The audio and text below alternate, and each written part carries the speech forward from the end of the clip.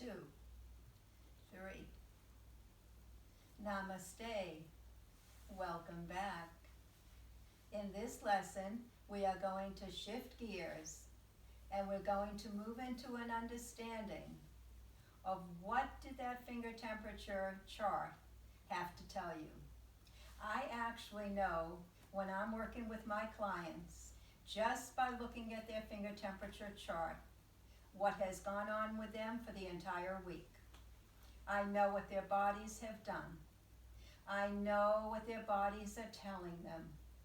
And my goal is to teach you, so when you look at your own finger temperature chart before and after, and you also have an indication of the activity that you are engaged in before you start, you will learn bundles of information about your life, about your lifestyle.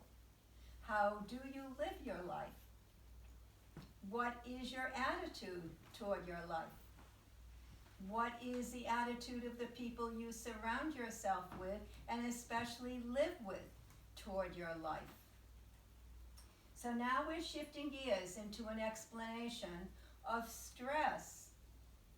What is stress? Where did it come from? Well, I'm going to give you a definition that I did not create.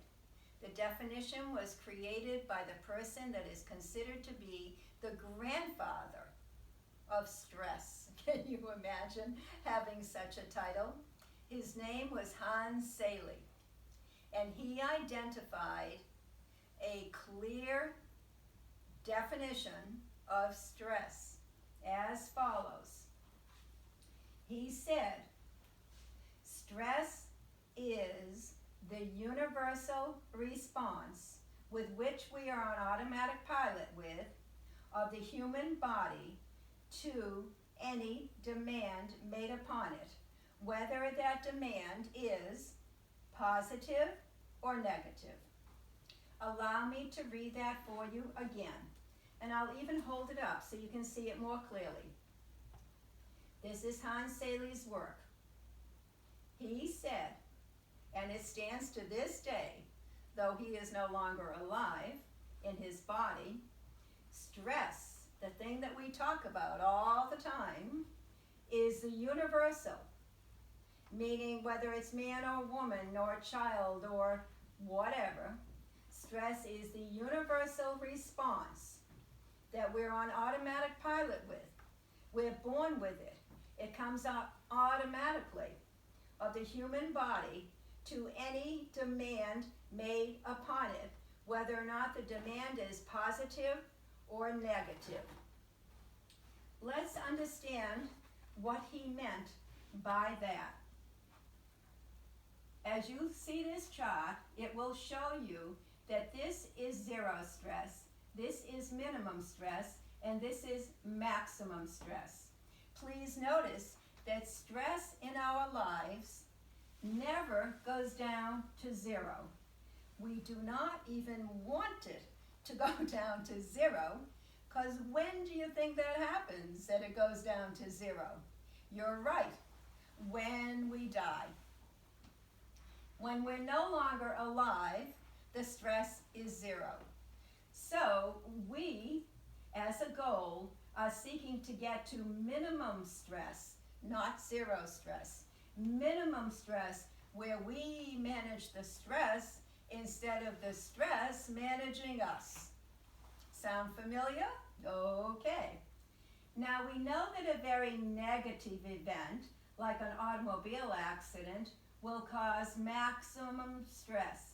This is maximum. That's a given.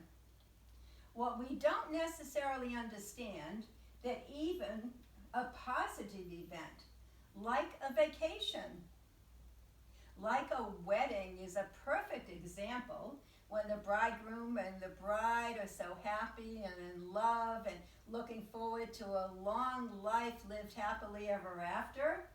A very positive event, but in terms of what we have to go through internally, in our bodies, I'm sure those of you that are out there that have been through a wedding understand that even such a positive event like a wedding can easily cause maximum stress. There are some bridegrooms and brides that don't even eat the dinner or the lunch, whatever it is that's being served, because they're too involved with everything that's happening. Some of them have to see the video in order to experience what went on for the wedding. I can hear some of you chuckling as you're watching and listening to this. So we've now learned that stress comes from negative as well as positive experiences. And we also have the definition of stress as a universal response of the human body to any demand made upon it, whether or not the demand is negative or positive. Well, when did this universal response get started? Where did it come from? It's within our system. We don't have to do anything to create it. It just shows up. In order to explain that, I want you to think of a time when we were cave people in the woods. And picture that, the cave man and woman living in the woods. The man perhaps is outside cooking the dinner over the fire, and the wife is inside the cave taking care of the 2 or 3 children. All of a sudden, out of the corner of his eye, he notices a huge, hungry, 4-legged tiger about to leap out at him. What are his choices? Now, some of you are familiar with this story called the fight or flight response. He can either choose to run away really fast from that tiger, which may not be such a great idea because that tiger can run a lot faster than he can. But he's very mindful of the fact that he wants to get the tiger away from the wife and the children. So he could flee, or he could choose to stand still and freeze, one of the most, in fact, the most unproductive responses, or he could fight the tiger. But that's a little challenging, and that carries with it many risks. So it is basically called the fight or flight response, whether he fights the tiger or flees from the tiger. And by the way, everything that I'm sharing with you and teaching with you is been recently, in the past 10 or 15 years, identified as a typical male response to stress. Women have a slightly different take. It's very much the same teaching, but in women, oxytocin is generated and released through the system, and in the man, there are different hormones that are released. But if you look a little deeper into research, you will find that most of the research, especially the cardiac research, was done on men to begin with. Women kind of were assumed that their bodies did the same thing that men's bodies do. So over the years, more research has been done for women, and we have discovered, and it is now in the literature and common knowledge, about the distinction of which hormones are released for women that are different than men, etc. But the teaching is pretty universal and pretty generalized, and I shall continue going further. So there we have the man of the cave running away from the tiger chasing after him, and I used to say that then the tiger is killed. But it breaks my heart to even think of a tiger being killed. So now, for the past 25 years, I've said, and then the tiger just kind of decides to take off and give up. And then we have the caveman sauntering back to cave, moving slowly, getting back there. His wife is safe, his children are safe, and then they cook their dinner, and then they proceed to eat their dinner. Hopefully they've done some diaphragmatic breathing before they eat their dinner, because for him especially, that food would be difficult to digest, assimilate, or eliminate. Please keep that in mind, that it is best to do your practice of diaphragmatic breathing before you eat any meal, and in particular, the dinner meal. Everyone in my family knows that when Aunt Serena is preparing the food or serving the food, that we used to hold hands, but we at least in our mind, we hold hands and we say grace. And grace is a thank you. Grace is a thank you for all the blessings of that day. I literally cannot remember a meal that I ate, especially at dinner time, that I did not say grace before I ate it. It's actually not even possible for me to eat without saying it. And at the family dinners, it's come to be that I'm the one that says the grace for the family, and we have a large family, before the meals. And I also ask everyone, all nieces and nephews, and their parents, to breathe as I'm saying the grace. There's a reason I'm asking them to breathe, and you will understand it as I proceed further. So I ask you too, to say your grace before meals, to do your breathing before meals, and to get in the habit of making sure that you do not eat upon a nervous system that has been tensed, that has been stressed, and that is totally turned off. That food will not be properly digested, assimilated, or eliminated. That teaching is the basis and the foundation of the program I developed called the Nervous Stomach, which is a gastrointestinal program, especially for those that are diagnosed with IBS, irritable bowel syndrome, which is a vacillation back and forth between constipation and diarrhea, or both. The program for the nervous stomach is longer than the program for insomnia, which is called Sleep Easy. Fall asleep, stay asleep, easy. The reason it's longer is because for the gastrointestinal system, the component of forgiveness has to be taught, has to be integrated, has to be practiced. More on that teaching at a later video. Proceeding along now to the physiology and the understanding of why your finger temperature in most cases increased after you did the breathing.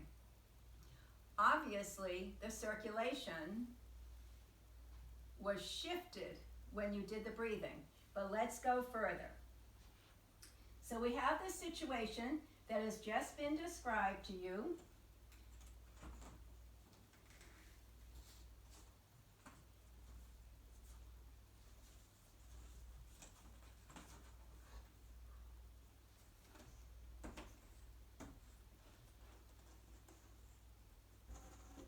With a stress response. We now have the man of the cave in the woods, back at the cave, and let's see what happened when he was exposed to the stressor, that tiger in the woods. The first thing that happened was the major glands in the brain, the hypothalamus and the pituitary, were activated. When they were activated, the entire autonomic nervous system was turned on. I am so advanced in age that when I took high school biology, they taught us that the autonomic nervous system was involuntary. It is now being taught, understood, and totally researched that the autonomic nervous system can, and it's desiring that it is, brought under voluntary conscious control. It serves you to bring it under voluntary conscious control. The autonomic nervous system is responsible for regulating the respiratory system, the circulatory system, the cardiac system, the gastrointestinal system. When I first started doing this training, I could not say the immune system because the immune system had not yet been researched. But it's been many years now that it has been fully researched, and we know that the immune system falls under the category of the autonomic nervous system's control. And think about it, the immune system with cancer being the major diagnosis, no matter the kind of cancer. So everyone out there that I express my condolences, if you're dealing with the diagnosis of the big C, it is not easy, but it is much benefited when you learn this teaching and you practice this teaching. Is it the whole answer? No. Nutrition is a huge part of it. And for many, chemotherapy, radiation, and other medical techniques are utilized to hopefully bring about remission and a state of health. Also, under the tutelage of the autonomic nervous system is the urological system. The research on the urological system was very late in coming, but I had the experience of a woman patient that came to me in a 1-hour session and had to void before we started, when we finished, and 12 times in between. I hardly had time to do the teaching. She went home with a biofeedback finger temperature trainer. She went home with the instruction of the breathing, which you have already had. She did not have this instruction because it was better if she just did the practice, which she did for a week. She came back a week later. A week later, she voided when we started, when we finished, and twice in between, in only 1 week's time. I know that what I'm inferring is the end of diapers for elderly people, and I do that very consciously. Yes, it is true that you can change your urinary system. You can change the incontinence if you apply the techniques in this teaching. And I recommend that you do, because there are no side effects whatsoever. You cannot be hurt in any kind of way. You can only be helped. But allow me to continue. So the autonomic nervous system is on. The stomach, of course, is involved, as we've already talked about. And the heart, as we've already talked about, is surely involved. And the adrenal glands are definitely involved. Most of us, when we think of stress, we think of the adrenaline rushing through the system. Yes, it does do that. The adrenaline does rush through the system, but that is not the whole picture. As a matter of fact, although this is a very thorough picture, it is not the whole picture. The whole picture you would have to really research, and it's wise of you to do that, and get into an understanding of all of the hormones and all the endocrine glands and everything that works together to create what's called voluntary self-regulation of the autonomic nervous system. That is the key that I'm asking all health professionals that are viewing this teaching to take into consideration, because this is all natural, this has no side effects, this can only help the patient or the client that is learning it. So we have that situation, and why do we measure the finger temperature? And what did it mean when the finger temperature increased? As for most of you, it did most of the time. Most of the time, you probably noticed that your chart is showing an increase of finger temperature, sometimes as much as 10 degrees. That is because when you started, your body may have been under stress. As you did the breathing, the circulation left the heart and returned to two places: the extremities, the fingers and the toes, and the tummy, which is the reason that I told you I specialize also in the nervous stomach program, because the tummy is very much involved. The circulation belongs in the tummy before we eat, and you can also know that it's in your extremities, or vice versa. It's in your extremities, therefore you can assume that it's gone to your tummy as well and away from your heart. So blood pressure is automatically stabilized and lowered, not dramatically. The body knows how to do it in its own regulatory fashion, slowly and methodically, never dramatically. It doesn't happen overnight that blood pressure just automatically gets normal, with or without medication. It takes time, and it's a good thing that it takes time, because you have a lot to learn while you are practicing the techniques that you practice in the luxury of your own home, learning the techniques and applying the techniques to self-regulate your system, especially the autonomic nervous system. I would like to ask you, but I can't get your answer in this kind of way, do you have any questions? Since I cannot get your answer right now in this moment, I invite you to email me. You know my name, but you don't necessarily need it. My email is inner, I-N-N-E-R, peace, P as in Peter, E-A-C-E, unlimited. U as in umbrella, N as in Nelly, L-I-M as in Mary, I-T-E-D as in David. Inner Peace Unlimited at gmail.com. My name is Serena. S as in sunshine, A-R-E-N as in Nelly, A. Or if you prefer, since I've launched this YouTube channel, I'm choosing to be called by my friends, such as those that you are, Serene. S as in sunshine, A-R-E-N-E. And whether you call me Serene or Serena, I will answer.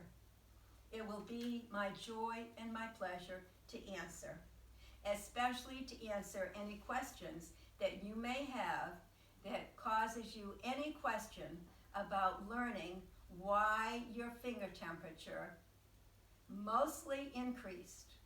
When it stayed the same, that means that you didn't get totally into it. You did it, but maybe you were planning your grocery list, or maybe you were reviewing the fight that you had with your spouse, or maybe whatever was going on. And the practice that you were doing, it's not me that made it happen, it's that you did not fully embrace it and get into it. And therefore, the circulation did not shift. It just stayed where it was. Maybe it was 85 and it stayed at 85. When you use the device that's contained in the hard copy of the CD, that finger temperature trainer, which I designed because it's like a plastic credit card, just plastic, and you measure it by putting your thumb on it, and it shows you a color. It only measures finger temperatures 86 and above. Below 86, all of it is black. Once the finger temperature is 86 and above, it will either be at red, which is the high 80s, or it will be green, which is the low 90s, or blue, which is the mid 90s, which is excellent. Mid 90s being 95 to 98. I have never experienced a patient or client going above 98 degrees. If your finger temperature appeared to go above 98 degrees when you were using the glass thermometer, it was probably in the sun getting overheated, or left in an automobile getting overheated by the sun. But naturally speaking, your body will not go over 98. In fact, for the most part, it doesn't really go over 97. But many of us have a varying body temperature, which traditionally is 98.6, but for some, like myself, I'm in the 97 range, 97.3, 0.4, or whatever. So know what your temperature is, know what your heart rate is, know what your blood pressure is. My blood pressure, thank the good Lord, is 110/70. Period, end of story, consistent, consistent, consistent, no matter what's going on. And I have worked or played diligently because my own dad died of heart disease and at the end, a major coronary infarction, I think it was called, when his heart just exploded. And he had high blood pressure, of course, his whole life. I chose to learn what I needed to learn through biofeedback to avoid repeating his history. My sister, on the other hand, did not do that, and she ended up having to take medication for high blood pressure. But fortunately, that was as far diseased as her heart got to be. Thank you, thank you, thank you. So I hope you've understood this physiology. I hope you now understand why you're measuring your finger temperature and what the readings tell you, and how you can associate the activities in your life with the readings going up, down, or staying the same. And we will continue asking you to play the CD on YouTube, or if you've bought the hard copy, twice a day, morning and evening, doesn't matter the time, taking your finger temperature, preferably before and after each playing of the CD. There are some instructions which go with playing the CD. You can find it on YouTube under the Show More button. Basically, it involves visualization. The breath I've already shared with you. The visualization is in 3 parts. Visualize heaviness in your whole body during the heaviness phrases. Visualize warmth with a finger temperature, having the blood moving into the extremities by seeing yourself in a jacuzzi, hot tub, or a warm bathtub. And the final expression, my mind is calm and quiet. Visualize your mind like a very calm, peaceful lake. If you were looking at a lake and it was peaceful and calm, what would you see about a house that was right beside the lake? Obviously, a reflection. And it would be a clear reflection if the lake was calm. What would happen to that reflection when a motorboat goes zooming across the lake? Your reflection would become all choppy. Your reflection would have all these ripples in it. Well, in your mind, what is the equivalent of the choppiness? Yep, you've got it, your thoughts. If you start thinking negative or limiting thoughts while you are doing the CD, particularly in the last section of the CD that focuses on a peaceful and calm mind, then your reflection of perfect health, eradication of disease symptoms, will be all mushy, messed up.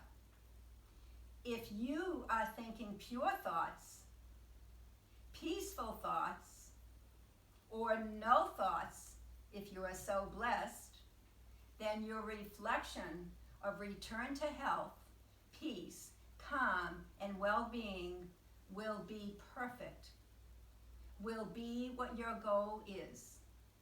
So this is not to criticize yourself for the thoughts that you think, but to endeavor to change them. And we will cover that when we do the teaching of affirmations in the next video. Thank you. Namaste.